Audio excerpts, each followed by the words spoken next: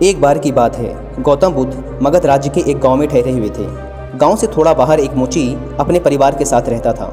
उस मोची के घर के पास एक तालाब था। एक दिन रोज की तरह मोची सुबह तालाब में पानी लेने गया। वहां उसने तालाब में एक बहुत ही अद्भुत पुष्प देखा। वह पुष्प देखने में बहुत ही सुंदर था और चमत्कारिक भी प्रतीत हो रहा था। मोची ने तुरंत ही अपनी पत्नी को बुलाया और वह पुष्प उसे दिखाया। मोची की पत्नी आध्यात्मिक और धर्म में आस्था रखने वाली थी। वह पुष्प को देखते ही समझ गई कि जरूर यहाँ से महान गौतम बुद्ध गुजरे होंगे। उन्हीं के प्रताप से यह पुष्प खिला है। पुष्प को चमत्कारिक मानकर मोची ने एक योजना बनाई। उसने अपनी योजना के बारे में अपनी पत्नी को बताया कि वह इस पुष्प को राजा को देगा और उनसे खूब सारी स्वर्ण मुद्राएं लेगा। उसकी पत्नी ने भी सोचा कि यह पुष्प उनके किसी काम का नहीं है, इसे राजा को ही दे दो, कम से कम कुछ कमाई तो होगी। पत्नी की सहमति के बाद मोची राजमहल की ओर निकल गया। राजमहल के रास्ते में उसे एक व्यापारी मिलता है। मोची के हाथ में पुष्प देखकर वह रुक जाता है। वह मोची से पूछता है, भाई ये पुष्प कहाँ लेकर जा रहे हो? मोची कहता है कि मैं यह पुष्प लेकर राजा के पास जा रहा हूँ। इसे राजा को भेंट करके मैं उनसे मुँह मांगा इनाम लूँगा। व्यापारी ने मोची को प्रस्ताव दिया कि तुम यह पुष्प मुझे दे दो, मैं तुम्हें बदले में 100 स्वर्ण मुद्राएं दूंगा।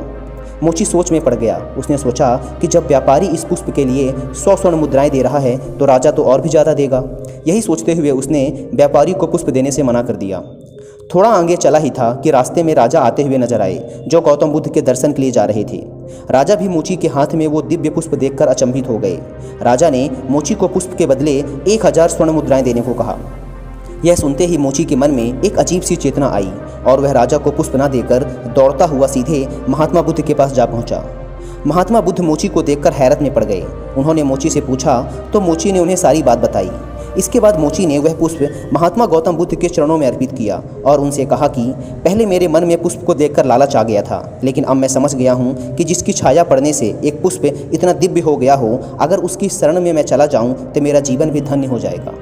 इसके बाद वह मोची जीवन पर्यंत महात्मा बुद्ध का शिष्य बना रहा। दोस्तों, इस कहानी ने हमें सिखाया है कि हमारी ज़िंदगी में हमें बहुत सी चीज़ें अपनी तरफ आकर्षित करती हैं, लेकिन हमें उनके लालच में ना फंसकर अपने ज्ञान का प्रयोग करके जीवन में सही राह को चुनना चाहिए।